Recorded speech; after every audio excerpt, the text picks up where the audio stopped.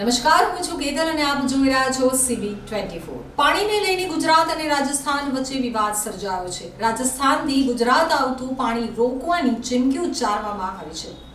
ગુજરાત સરકાર દ્વારા અંદાજિત 31 કરોડનું ચૂકવણું બાકી છે। 31 કરોડનું ચૂકવણું બાકી હોવાથી રાજસ્થાનના ચીફ એન્જિનિયરનો દાવો છે કે ગુજરાત દ્વારા નાણાં ન ચૂકવતા રાજસ્થાન સરકારે આ નિર્ણય લીધો છે।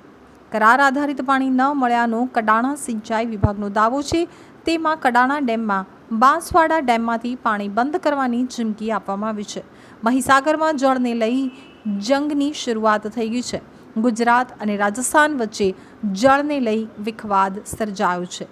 જળ માટે વિશ્વ યુદ્ધની વાત સત્ય હશે, જોકે શરૂઆત થઈ ગઈ છે। ગુજરાત સરકાર દ્વારા નાણાં ન ચૂકવાતા રાજસ્થાન સરકાર પાણી બંધ કરશે। કડાણા ડેમની ઉપર આવેલ બાંસવાડા ડેમમાંથી પાણી બંધ કરવાની ચીમકી આપવામાં આવી છે, તો રાજસ્થાનનું પાણી રાજસ્થાનમાં રાખવા રાજસ્થાન સરકારની તૈયારી છે। રાજસ્થાનના ચીફ એન્જિનિયર કડાણા ડેમ આવતા જ વિખવાદ ઊભો થયો છે। ગુજરાત સરકાર દ્વારા કડાણા ડેમમાં 40 ટીએમસી પાણી મળવા છતાં અંદાજિત 31 કરોડનું ચૂકવણું બાકી છે, તેમ ચીફ એન્જિનિયર રાજસ્થાને જણાવ્યું છે। 12 વર્ષમાં કોઈ કરાર આધારિત પાણી ન મળ્યું હોવાનું કડાણ સિંચાઈ વિભાગનો દાવો છે, જેમાં રાજ્યમાં પૈસા માટે પાણી રોકાય તેવી શક્યતા છે।